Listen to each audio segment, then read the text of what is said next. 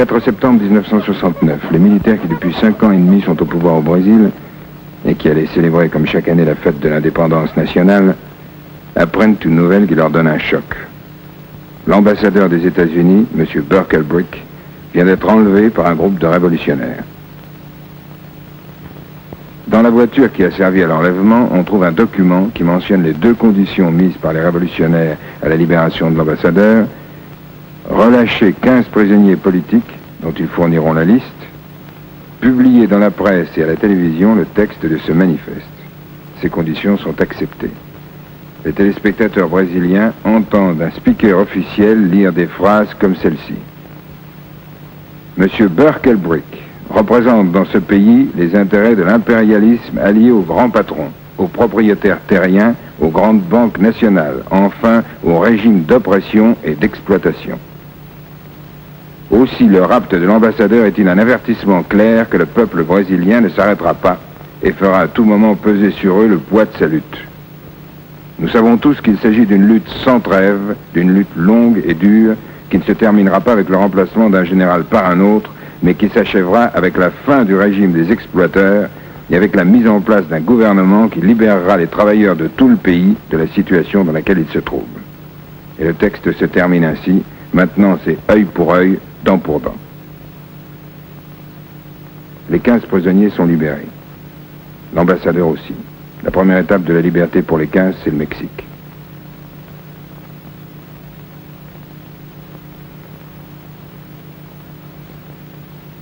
Certains continuent jusqu'à Cuba.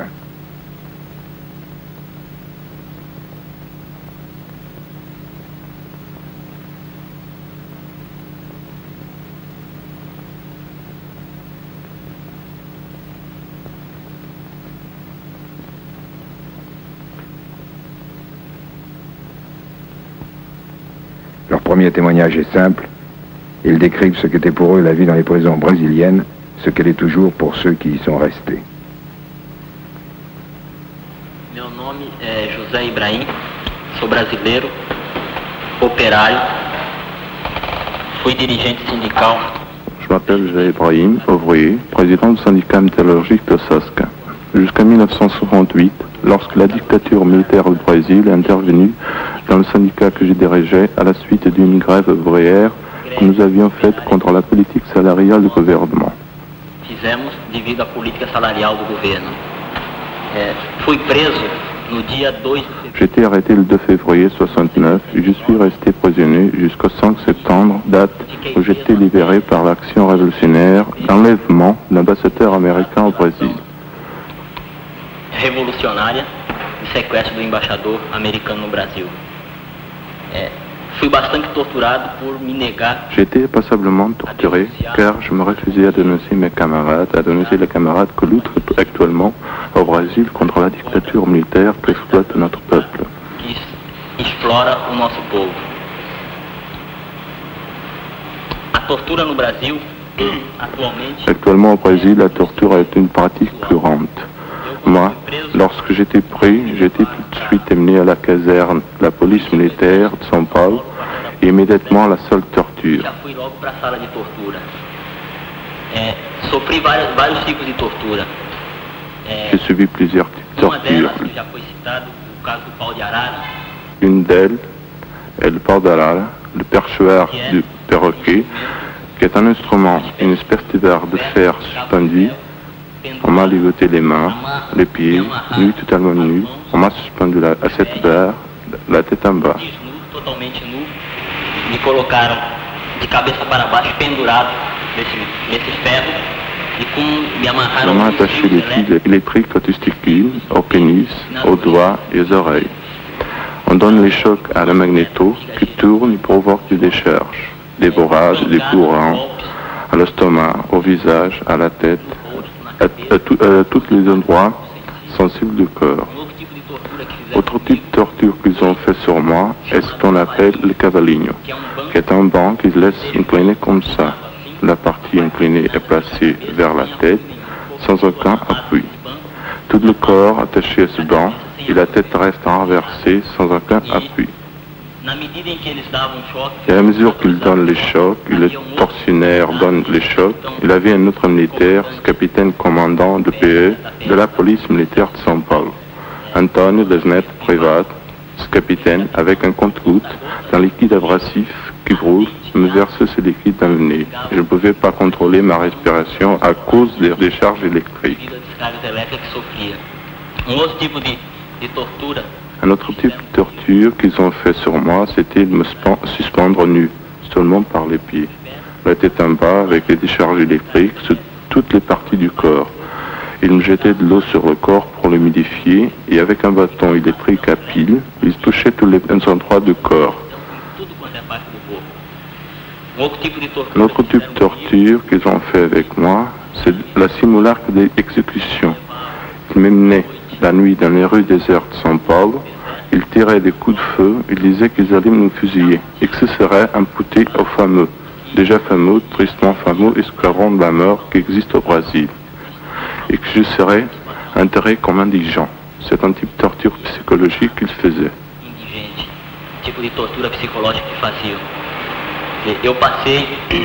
J'ai déjà passé 4 jours dans cette caserne de la police militaire et tutorais sans cesse, sans aucun repos. Ils ne me donnaient même pas d'eau, ils disaient que l'eau pourrait faire du mal à la circulation du sang et au cœur à cause des chocs électriques. Ils ne me donnaient pas de nourriture non plus. Ils disaient que comme j'étais tout le temps torturé, je pourrais souffrir de digestion, des problèmes à l'estomac.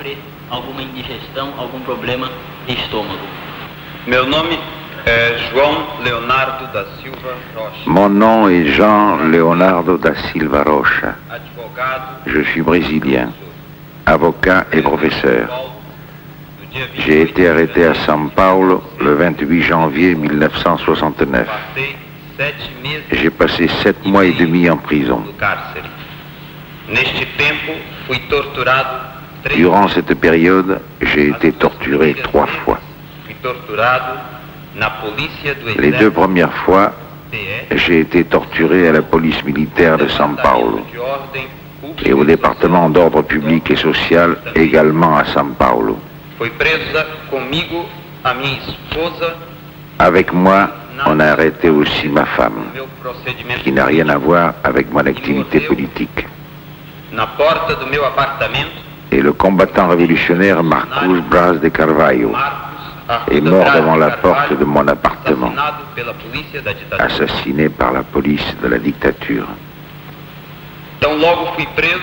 À peine arrêté, j'ai été torturé 2 jours de suite. Durant 2 jours, j'ai subi le procédé du pau de arara, déjà décrit par mes camarades. Le compte-gouttes, la pendaison avec des cordes, les chocs électriques, les coups généralisés sur tout le corps, principalement sur la tête, les reins, les testicules, ainsi que d'autres types de tortures mineures, telles que les bourrades, le téléphone, etc. 4 mois après mon arrestation, on m'a fait asseoir sur la chaise du dragon, chaise qui a un siège métallique relié à une télévision, et avec d'autres dispositifs de choc, tels que la magnéto et le bâton électrique. Je suis resté assis sur cette chaise pendant 8 heures de suite. Mon nom est Ivens Marchetti. Avant de m'intégrer complètement à la lutte révolutionnaire de notre peuple, j'exerçais la profession d'architecte. J'ai été arrêté le 29 avril dans l'état du Paraná, dans le sud du pays.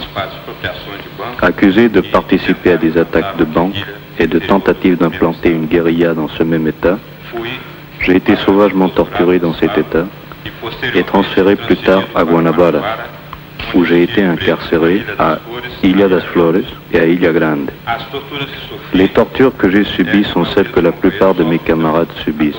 La torture est basée sur les chocs électriques, le pau de arara, les coups de karaté sur les organes sensibles et la torture psychologique qui dure tout le temps de la prison. Il faut remarquer que ces tortures, qui sont aujourd'hui généralisées à toutes les classes sociales, à tout le peuple brésilien, étaient déjà pratique courante avec les paysans. Par exemple, au Paraná, il y a un jagunço, c'est un bandit, un assassin, qui a plus de 30 morts de paysans sur la conscience et qui est couvert par la police fédérale et militaire. Le nom de ce jagunço est Marius Berne et il est très connu dans le centre-est Paraná. Je voudrais encore citer un cas qui est choquant, non pas par la quantité de violence, mais pour ce qu'il signifie comme manque de respect pour la personne humaine, pour le droit de l'homme. Et c'est le cas de l'épouse d'un camarade qui a été emprisonné à Ilha das Flores pendant 2 mois avec son fils de 8 mois. Mon nom est Mario Roberto Zancunato. Je suis médecin et mon activité révolutionnaire s'est déroulée dans l'état de Minas Gerais. J'ai été arrêté le 9 avril à Belo Horizonte, capitale de cet état, et je suis resté emprisonné jusqu'au 7 septembre, lorsque j'ai été libéré à la suite de l'enlèvement de l'ambassadeur nord-américain. Pendant les premiers jours de prison, exactement 15 jours, j'ai subi toutes sortes de violences. À ce sujet, une parenthèse. Mon État est un de ceux qui sont devenus les plus célèbres de tout le pays par la violence des tortures. Dès le premier jour, j'ai été mis au pau de arara que les camarades ont décrit. J'ai été suspendu par les pieds, verticalement, en recevant les chocs électriques sur tout le corps, surtout sur les parties génitales, les oreilles et la langue. Des coups sur tout le corps, principalement au bassin, au foie, au rein et au visage.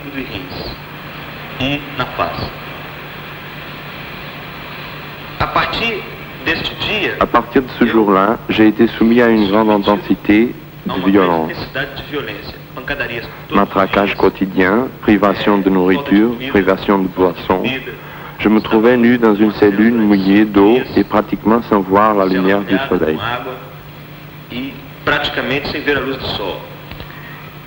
Au bout de 15 jours, j'ai été de nouveau mené à la torture.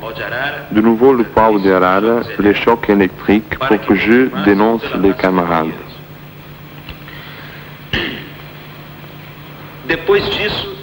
Après cela, je suis resté prisonnier pendant 5 mois.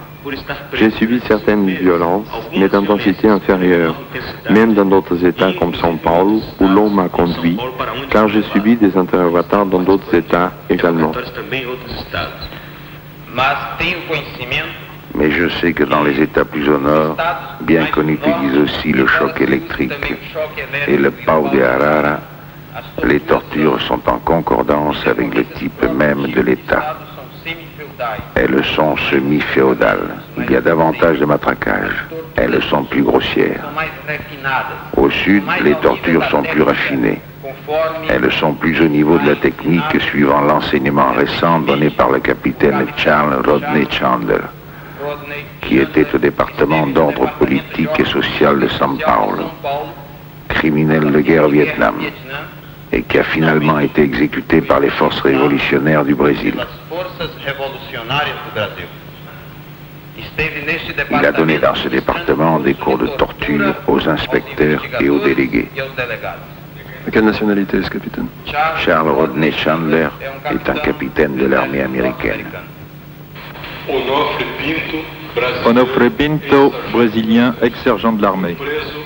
J'ai été arrêté le 2 mars 69, accusé d'activité révolutionnaire à São Paulo. On m'a conduit à la 2e compagnie de police militaire où j'ai été déshabillé et suspendu à l'instrument de torture que certains camarades ont déjà décrit, le pau de arara.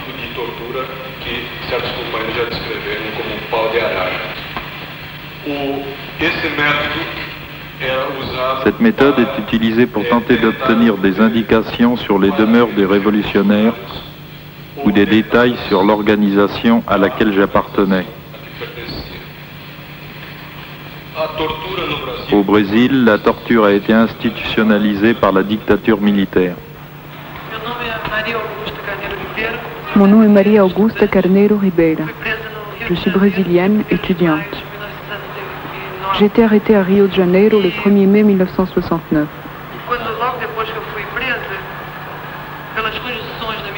Les conditions dans ma prison étaient une véritable tentative d'homicide, mais j'ai bénéficié d'abord d'un traitement différent de celui des autres prisonniers qui vont normalement au département d'ordre politique et social.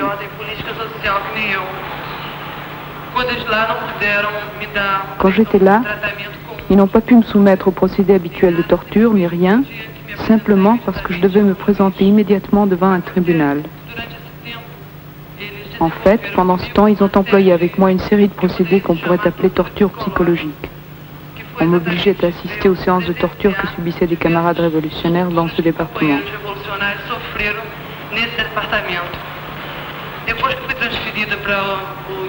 C'est après mon transfert dans l'état de São Paulo, à la caserne de la police militaire, que j'ai été torturée. J'avais déjà été acquittée au procès et j'allais comparaître à un autre procès.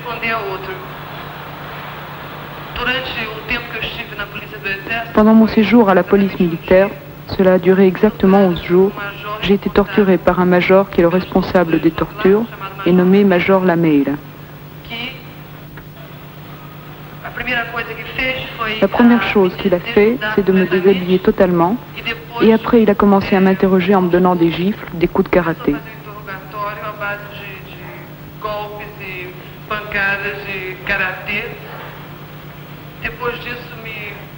Après, on m'a placé sur l'instrument appelé pau de arara. Après cela, on m'a mise sur un autre instrument de torture, qui est un banc assez bas où l'on reste plié en deux et ligoté, et où les coups sont tous concentrés sur les reins. Par la suite, cela provoque de sérieuses lésions aux reins. La conséquence des tortures que j'ai subies, c'est une hémorragie interne très grave, encore aujourd'hui.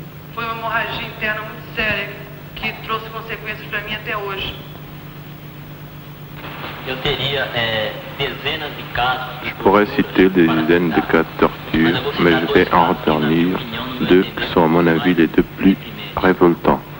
Le cas d'un camarade de 50 ans, déjà bien vieux, avocat exerçant à São Paulo. Son nom est Carlos Lima Avellini.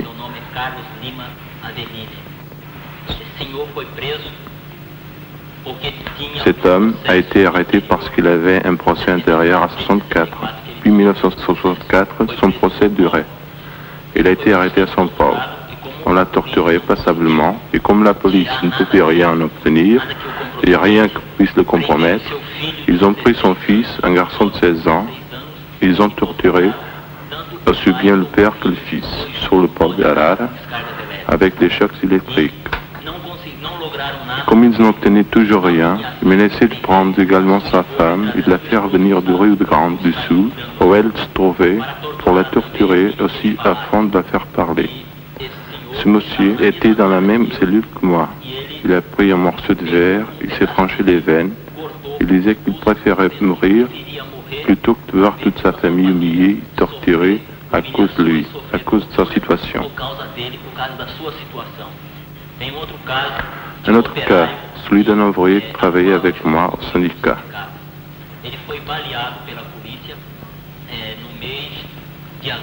La police l'a tiré dessus en mois d'août. Il a reçu 4 balles. Il a été amené à l'hôpital militaire de São Paulo. On l'a opéré des 4 balles qu'il avait dans le corps. 15 jours après cette opération, il a été torturé. Il est mort sur la torture. Dans l'état de Minas, cette violence frappe indistinctement toutes les organisations révolutionnaires et sans dépendre du degré d'engagement de chacun dans la révolution. Qu'un individu participe directement à des actions armées ou qu'il ait à peine prêté sa maison pour une réunion, il sera soumis au même procédé de torture. Les prêtres qui nous appuient en participant à la révolution subissent toutes les violences qui subit n'importe quel militant révolutionnaire. De même pour leur famille. Mère, épouse, enfants, tout passe par les vexations de ces violences. La torture est généralisée à tous. Tous les prisonniers sont torturés. Prêtres, religieuses, femmes et hommes. Il faut encore citer le cas de l'avocat Antonio Benedito Pereira. On l'a forcé à assister à une séance de torture sur moi.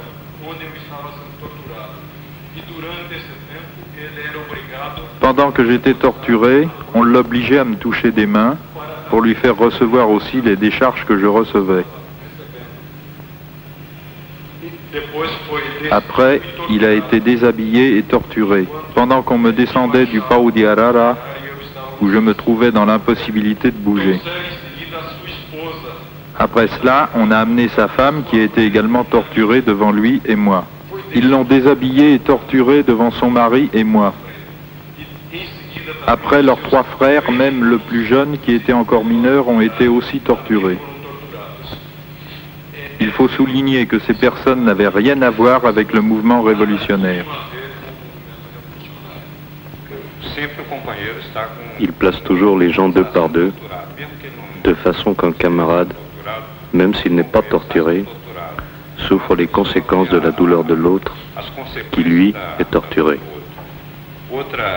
Encore une autre pratique de torture psychologique, c'est qu'aucun de nous n'est certain d'échapper à la torture. On nous appelle à l'aube, tôt le matin, et on nous laisse là, assis. Il y a encore de nombreux autres types de pression psychologique. Moi, sans l'enlèvement de l'ambassadeur, je ne pense pas que je serais sorti vivant de la torture.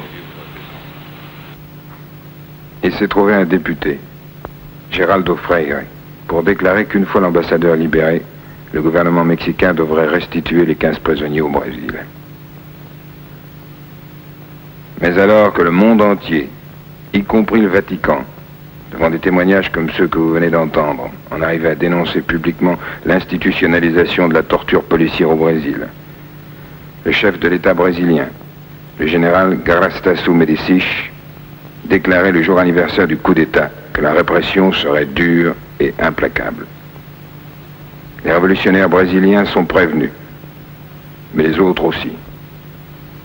Et contrairement à d'autres périodes historiques, personne ne pourra dire cette fois qu'il ne savait pas.